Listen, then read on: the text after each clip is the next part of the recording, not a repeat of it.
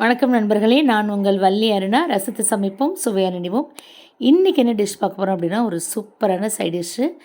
இட்லி, தோசை, சப்பாத்தி எல்லாத்துக்குமே வந்து சூப்பர் காம்பினேஷனாக இருக்கும். ஒரு கடாய் வச்சுருக்கேன், எண்ணெய் விட்டுருக்கேன். எண்ணெய் காஞ்சதுக்கப்புறம் உளுந்தம்பருப்பு, கடுகு மட்டும் போட்டிருக்கேன்.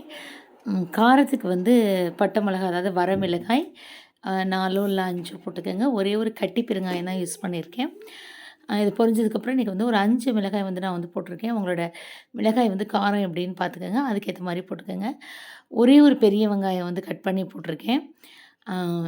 ஒரு பெரிய வெங்காயம் கட் பண்ணி இந்த மாதிரி நீங்கள் இந்த ஷேப்பில் நம்ம வதக்குறதுனால சும்மா பெருசு பெருசாக கட் பண்ணி போட்டிருக்கேன். நைஸாக நறுக்கணும் அப்படிங்கிற அவசியம் வந்து கிடையாது. நீங்கள் இன்னும் வந்து பச்சை மிளகாய் வந்து சேர்த்துக்கலாம். அதாவது 2 காஞ்ச மிளகாயும் 2 பச்சை மிளகாயும் போட்டிங்கன்னா டேஸ்ட் வந்து இன்னும் கொஞ்சம் கூடுதலாக இருக்கும்.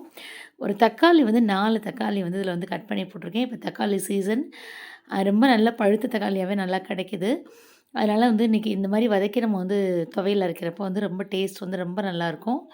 இதில் நான் சொன்ன மாதிரி இன்னும் நீங்கள் 2 பச்சை மிளகாய் போட்டிங்க அப்படின்னா அந்த கலர் வந்து லைட்டாக ஆரஞ்சாக சூப்பராக இருக்கும். இந்த பட்டை மிளகாய் போட்டுக்கிறதுனால கொஞ்சம் நல்லா டார்க் கலராக இருக்கும். தேவையான அளவு உப்பு போட்டுக்கோங்க. கொஞ்சம் உப்பு போட்டோன்னா வந்து தக்காளி வந்து சீக்கிரமாக வந்து வதங்கிடும். அப்புறம் கொஞ்சமாக புளி, ஏன்னா இதிலே தக்காளி வந்து புளிப்பு சுவை தான் இருந்தாலும் லைட்டாக கொஞ்சமாக டேஸ்ட்டுக்கு வந்து லைட்டாக புளியவும் போட்டு நீங்கள் நல்லா வதக்கிட்டு அதுக்கப்புறம் நல்லா கொஞ்சம் ஆறுனதுக்கப்புறம் வந்து அரைச்சிக்கலாம். இல்லை நீங்கள் எமர்ஜென்சியாக அரைக்கணும் அப்படின்னா நான் வந்து ஆல்ரெடி உங்களுக்கு வந்து ஒரு டிப்ஸ் சொல்லியிருக்கேன். என்ன அப்படின்னா 2, 3 ஐஸ் க்யூப் வந்து போட்டுட்டிங்க அப்படின்னா வந்து டக்குன்னு உடனே நம்ம அது சூடாக இருக்கும்போதே அப்படியே வந்து அரைச்சிடலாம். இப்போ பாருங்கள் வதக்கியாச்சு. கொஞ்சமாக நான் சொன்ன மாதிரி கொஞ்சமாக வந்து புளி போட்டிருக்கேன். அப்புறம் இந்த கருவேப்பிலை, மல்லித்தழை இதெல்லாம் நிறைய போட்டுறக்கூடாது. சும்மா எல்லாம் கொஞ்சம் கொஞ்சம் தான் போடணும். ஏன்னா அந்த கலர் வந்து மாறிடும், டேஸ்ட்டும் வேறு மாதிரி ஆகிடும். அதனால் சும்மா ஒரு கப்பு கருவேப்பிலை, கொஞ்சமாக வந்து மல்லித்தழை போட்டிருக்கேன். புதினா இருந்தால் கூட நீங்கள் வந்து ஒரு இனுக்குன்னு சொல்லுவாங்க இல்லையா, அந்த ஒரு 4 லீஃப் வந்து போட்டுக்கலாம். அவ்வளோதாங்க, முடிஞ்சிச்சு. இப்போ நம்ம வந்து மிக்ஸி ஜாருக்கு வந்து மாற்றிட்டு அரைச்சிடலாம்.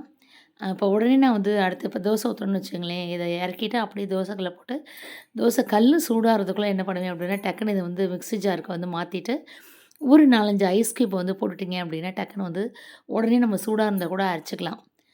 அரைச்சிட்டு ஒரு இதுக்கு வந்து மாற்றிட்டேன். இது வந்து சூப்பராக இருக்கும் இந்த சட்னி. நீங்களே ட்ரை பண்ணி பாருங்கள். தேங்க்ஸ் ஃபார் வாட்சிங். தேங்க்யூ.